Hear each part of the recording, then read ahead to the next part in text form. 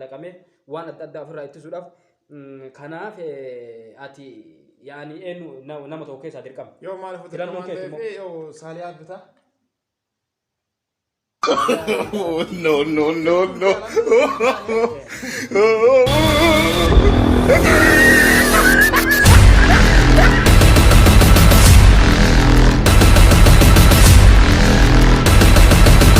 السلام عليكم ورحمة الله وبركاته كبجمتو في جالة تومتا كينيا هراس غافي في ديبي ولرتي ديانا جرا اسكي سما كينا كانوا بيرجرو استوديو akkuma wajjin maqaa isaanillee fuunee kan dhaggeeffattoota keenya gurra buufnu ta'a.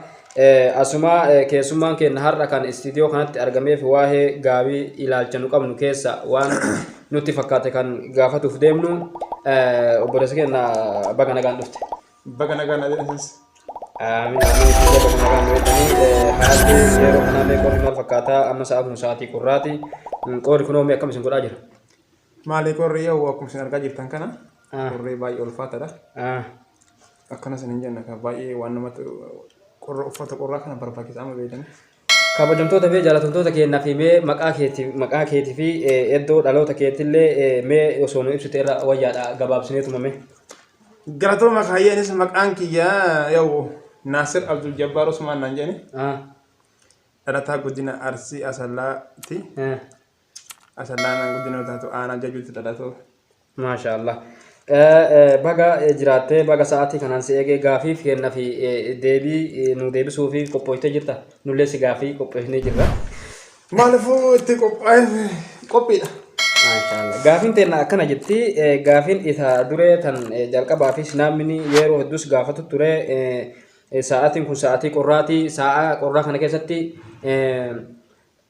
sa'aatii tana keessa irratti amma sa'a keessa jiruun sa'aatii qorraati. Gaafii lama bicha gaafii afur bicha qabna. Rabbiin isaa dandeessu jecha. Gaafiin dirqama nama lama keessa shimallisii fi taayee keessa nama tokko uffata dirqama uffata bittaa fi yoo siin jedhan eenyu bittaaf? Yoo dirqama nama tokko bituu qabaa miti? Dirqama laazim dirqama. Maaliifuu haa ta'u ka taayee bita? Taayee maaliif bittame taayee gaafee? Maaliifii yoo naan jettan wanni taayee bituuf yoo ani sa'a kanatti uffanni shimallisiin argamaa yoo jedheetu yaadu. Gabaamatti shimallis uffanni isaa mitira namni tokkochi ka diratu mitira sadiif nuusa inni gara mitira jahaa deemaa kana wacii natti baataara gabaamatti. Natti guddata waciin isaa. Ka taayee salphaadha malee. Shimallis kenna hin aadin waan uffanni si ga'eef dheerina rabbis si kenne. Kenna hin aadin dheerina rabbis si kenna ati kantiibaa magaalaa kan garaagaraa qoodamuu qabda. Taayeen immoo waa isin jala deemee fudhata malee waan akka keetii san bindaan qabu kanaafin uffata bittaaf jechuudha. Akkasi. Ala wasahala. Taayee kenna gammati. Uffata obbo Naasir inshaallah si badhaasuuf deemaa waan qorra kana jalaan ittiin baatu. Ammas gabaabamatti Naasir kenna saaliyaa saamiti moo hangaasa koofiyaa bittamoo saaliyaa saamiti paantii uffata jalaan dirattuu kan irraa qayyartu nama lamaan kana keessa tokko dirqama qayyaruu qabda yoo siin jaan eenyu irraa qayyartu. No, no, no. Ajaa'ibaa fi Saaliyaa kaanitti yookiin Hangaasaa Ibraahimii koofiyaa bitamoo. Hangaasaa Ibraahim kunillee sa'aatii kana sa'aatii qorraati.